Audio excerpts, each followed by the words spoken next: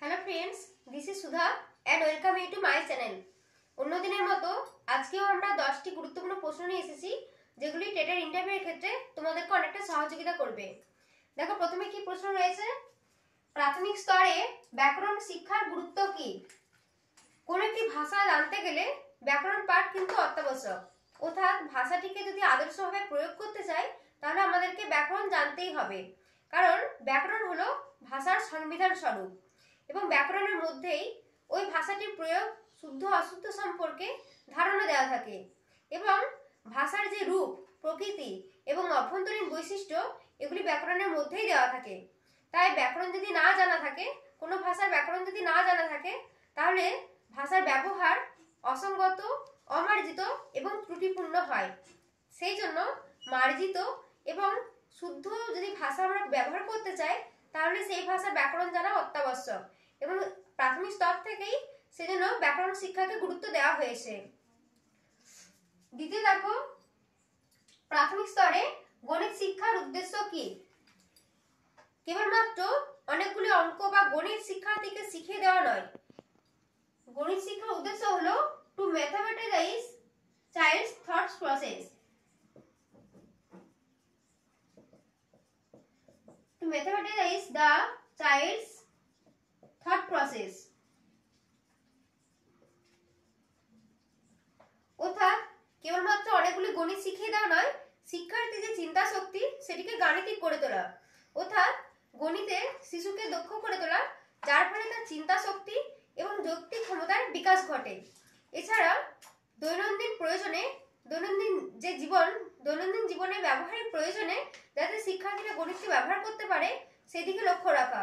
এছাড়া গণিতে শিশুকে কৌতূহলী এবং অনুসন্ধিৎসু করে তোলা, যার ফলে তার একটি গবেষণামূলক মনন তৈরি হয়। পরবর্তী প্রশ্ন, ছাত্রছাত্রীদের পড়া ভুলে যাওয়ার কারণ কি? অনেক সময় দেখা যায় যে ছাত্রছাত্রীদেরকে পড়াটা অনেকবার ধরে বলার পরেও তারা কিন্তু পড়াটা ভুলে যায়। এর কারণ কি? এর পিছনে অনেকগুলি কারণ দায়ী। প্রথমত হলো, তারা যদি পড়াটিকে না বুঝে, অর্থাৎ শিশু যদি পড়াটি না বুঝেই সেই পাঠটি সম্পূর্ণ করে, তাহলে সেটা বেশি দিন মনে থাকে না এবং ভুলে যাওয়ার সম্ভাবনা থাকে। দ্বিতীয় কারণ হলো, শিশুরা যদি কোনো পাঠের অন্তর্নিহিত অর্থ না বুঝে সেটিকে মুখস্থ করে নেয়, অর্থাৎ ওই পাঠের অন্তর্গত অর্থটিকে সে বুঝলো না, কেবলমাত্র মুখস্থ করে গেল, তাহলে সেক্ষেত্রে কিন্তু সেই পড়াটা বেশি দিন স্থায়ী হয় না এবং খুব তাড়াতাড়ি তারা ভুলে যায়। তৃতীয় কারণ হলো অমনোযোগ মনোভাব, অর্থাৎ শিক্ষার্থীরা যদি পাঠের প্রতি মনোযোগী না হয়, তাহলে সেই পাঠটি তারা আত্মস্থ করতে পারবে না এবং খুব তাড়াতাড়ি ভুলে যাওয়ার সম্ভাবনা রয়েছে। এবং চতুর্থ যে কারণটি, সেটি হলো প্রতিকূল পরিবেশ, অর্থাৎ শিক্ষার্থী যে পরিবেশে পড়াশোনা করছে, সেই পরিবেশটা যদি তার পক্ষে প্রতিকূল হয়, তাহলে সেই পড়াটি সে বেশি দিন মনে রাখতে পারে না। তাহলে চারটি কারণ কি কি? এক হলো, যদি শিক্ষার্থী সেই পড়াটি না বুঝতে পারে, অর্থাৎ বোধগম্যতার অভাব থাকে। দ্বিতীয় হলো, যদি সে প্রতিকূল পরিবেশে পড়াশোনা করে তাহলেও পড়া ভুলে যায়। তৃতীয় হলো অমনোযোগী মনোভাব, অর্থাৎ শিক্ষার্থী যদি মনোযোগ সহকারে পড়াশোনা না করে, তাহলে সে পাঠটি খুব তাড়াতাড়ি ভুলে যাবে। এবং চতুর্থ কারণ হলো, যদি সে পড়াটি অন্তর্নিহিত অর্থ না বুঝে কেবলমাত্র মুখস্থ করে, তাহলে সে কিন্তু খুব তাড়াতাড়ি পড়াটি ভুলে যাবে। পরবর্তী প্রশ্ন, আজকালকার শিশুদের মোবাইলের প্রতি ঝোঁক কমানোর জন্য কি করণীয়? আজকালকার যে সভ্য সংস্কৃতি যুগ, সেখানে দেখা যাচ্ছে যে শিশুরা ছোটবেলা থেকে মোবাইলের প্রতি খুব আসক্ত হয়ে পড়ছে। যদিও এখন ডিজিটাল এডুকেশনের কথা বলা হয়, ওদের শিক্ষার্থীদেরকে মোবাইলের সাহায্যে, যেমন আমরা দেখেছি যে লকডাউনের সময় মোবাইলে অনলাইন স্টাডি হয়েছিল, অনলাইন স্টাডিকে খুব বেশি গুরুত্ব দেওয়া হয়েছিল, কিন্তু ছোটবেলা থেকে শিক্ষার্থীরা, অনেক ছোট ছোট শিশুরা মোবাইলের প্রতি আসক্ত হয়ে যাচ্ছে। এবং এটিকে আমাদেরকে কমাতে গেলে কি কি করতে হবে? প্রথমত, যেহেতু আমরা জানি যে শিশুরা বড়দেরকে নকল করে, তাই শিশুদের সামনে মোবাইলের ব্যবহার যতটা কম করা যায় ততটাই করতে হবে। দ্বিতীয়ত, যেহেতু শিক্ষার্থীদেরকে এটা স্কুলেতে কিভাবে আমরা স্কুলের শিক্ষক হিসাবে কিভাবে তাদেরকে কমানোর চেষ্টা করব, সেক্ষেত্রে প্রধান শিক্ষকের অনুমতি নিয়ে প্রধান শিক্ষক, অন্যান্য শিক্ষকবৃন্দ এবং অভিভাবকদের নিয়ে একটি মিটিং করতে হবে, এবং সেখানে মোবাইল ব্যবহারের যে কুপ্রভাব রয়েছে সেই নিয়ে আলোচনা করতে হবে এবং অভিভাবকদেরকে এ ব্যাপারে সচেতন করে তুলতে হবে। এছাড়া শিক্ষার্থীদেরকে যাতে বিকালের দিকে তাদেরকে নিয়ে একটু বাইরে যাওয়া যায়, সেরকম তাদেরকে বাইরে বেরানোর অভ্যাস করতে হবে, যাতে তারা মোবাইলের প্রতি আসক্ত হয়ে ঘরে বসে না থাকে, বাইরে মুক্ত পরিবেশে একটু বিচরণ করতে পারে। পরবর্তী প্রশ্ন দেখো, গ্রেডিং না নম্বর বিভাজন কোন পদ্ধতি শ্রেয়? আমরা সকলেই জানি যে গতানুগতিক শিক্ষা ব্যবস্থায় নম্বর বিভাজন পদ্ধতি প্রচলিত ছিল, কিন্তু বর্তমানে এই নম্বর বিভাজন পদ্ধতি ভীষণভাবে সমালোচিত হচ্ছে এবং এর বদলে গ্রেডিং পদ্ধতিটিকে অগ্রাধিকার দেওয়া হচ্ছে। এই যে ইংরেজি শব্দ গ্রেডিং, এটি এসেছে ল্যাটিন শব্দ গ্রেডাস থেকে, যার অর্থ হলো স্টেপ। এই গ্রেডিং পদ্ধতিটিতে শিক্ষার্থীদের উত্তরপত্রকে নম্বর স্কেলে মূল্যায়ন করার পর তাদের প্রাপ্ত নম্বরগুলিকে বিভিন্ন নম্বর স্কেলে চিহ্নিত করার পদ্ধতিটিকেই বলা হয় এই গ্রেডিং পদ্ধতি।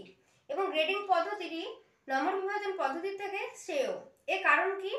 গ্রেডিং পদ্ধতির ফলে শিক্ষার্থীদের মধ্যেকার যে প্রতিদ্বন্দ্বিতা সেটি দূর করা সম্ভব হয়, নম্বরের হেরফেরের সমস্যা থাকে না, শিক্ষক মহাশয়দের ক্ষেত্রে মূল্যায়ন করা সহজ হয় এবং এটি নির্ভরযোগ্যতা, যথার্থতা এবং নৈর্ব্যক্তিকতার মান বহুগুণে বাড়িয়ে দেয় এবং যে কোনো ফলাফলের মূল্যায়নকে সংরক্ষণ করা সহজ হয় এবং নম্বর বাড়ানোর যে পীড়ন সেটি কিন্তু এখানে দূর করা সম্ভব হয়। তাই আমরা নম্বর বিভাজনের থেকে গ্রেডিং পদ্ধতিটিকেই বেশি সমর্থন করব। পরবর্তী দেখো, ট্র্যাডিশন এবং কালচার এর মধ্যে পার্থক্য কি? ট্র্যাডিশন অর্থাৎ ঐতিহ্য এবং কালচার অর্থাৎ সংস্কৃতি।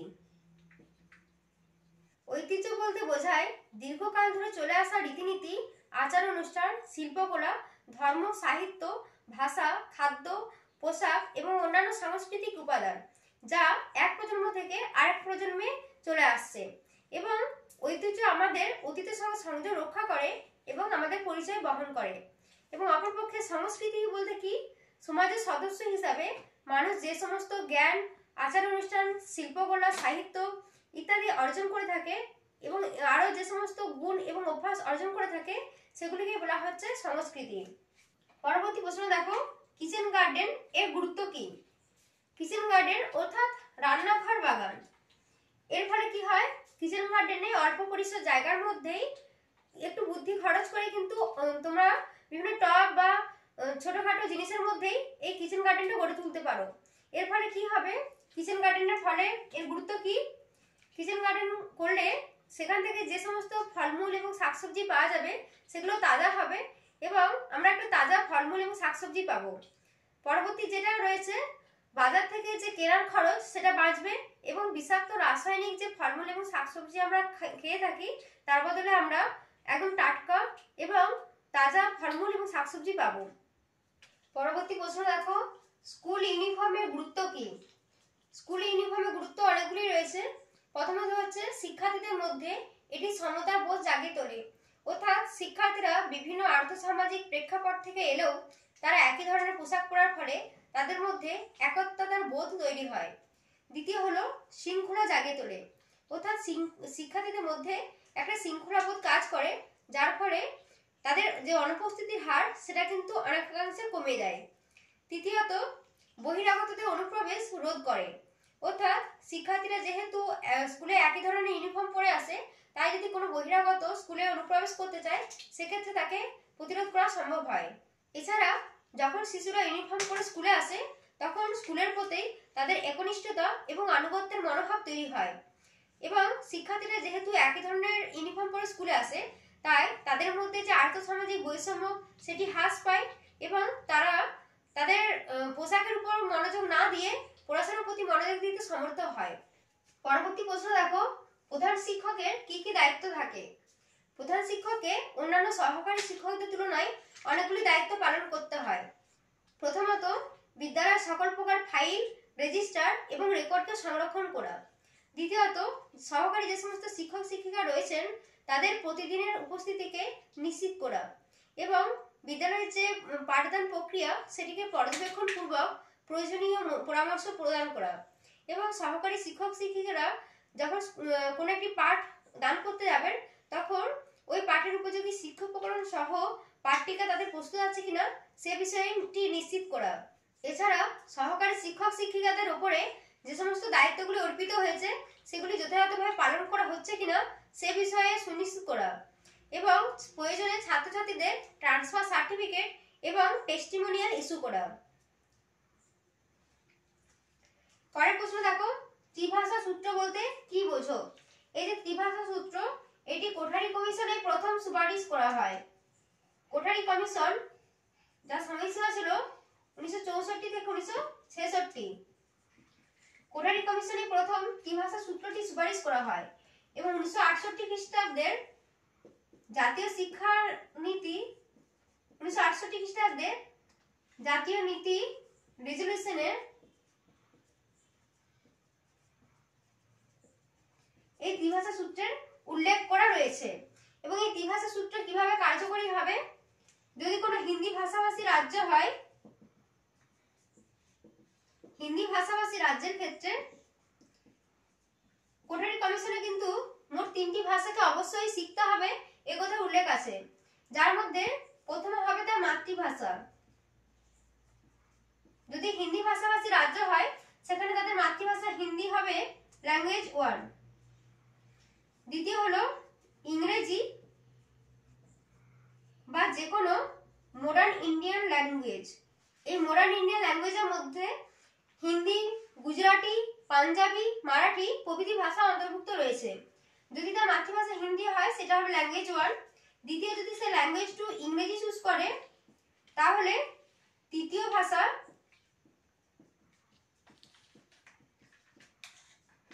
অর্থাৎ এভাবে কার্যকরী হবে, যদি সে হিন্দিটা ল্যাঙ্গুয়েজ 1 চুজ করে, দ্বিতীয়ত সে যদি ইংরেজি চুজ করে, পরবর্তীকালে তৃতীয় ভাষা যে কোনো মডার্ন ইন্ডিয়ান ল্যাঙ্গুয়েজকে চুজ করতে পারবে। কিন্তু যদি ল্যাঙ্গুয়েজ 2 সে যে কোনো মডার্ন ইন্ডিয়ান ল্যাঙ্গুয়েজকে চুজ করে বা আধুনিক ভারতীয় ভাষা, তাহলে তৃতীয় ভাষার ক্ষেত্রে তাকে ইংরেজিটি সিলেক্ট করতে হবে। এবং অহিন্দিভাষী রাজ্যের ক্ষেত্রে, অহিন্দিভাষী রাজ্য যেমন পশ্চিমবঙ্গ যদি ধরি, সেক্ষেত্রে কি হবে? মাতৃভাষা হবে ল্যাঙ্গুয়েজ 1। যদি কোনো বাংলা হয় তার মাতৃভাষা, তাহলে সেটা হবে ল্যাঙ্গুয়েজ 1। দ্বিতীয়ত ওই একইভাবে ল্যাঙ্গুয়েজ 2 ইংরেজি অথবা যে কোনো আধুনিক ভারতীয় ভাষা, এবং তৃতীয়তেও ইংরেজি বা যে কোনো মডার্ন ইন্ডিয়ান ল্যাঙ্গুয়েজ, এটা হবে ল্যাঙ্গুয়েজ 3। এইভাবে এই ত্রিভাষা সূত্রটি কাজ করবে। এবং এখানে সংস্কৃতকে একটি ক্লাসিক্যাল ল্যাঙ্গুয়েজের রূপ দেওয়া হয়েছে। সংস্কৃত হলো একটি ক্লাসিক্যাল ল্যাঙ্গুয়েজ বা শাস্ত্রীয় ভাষা।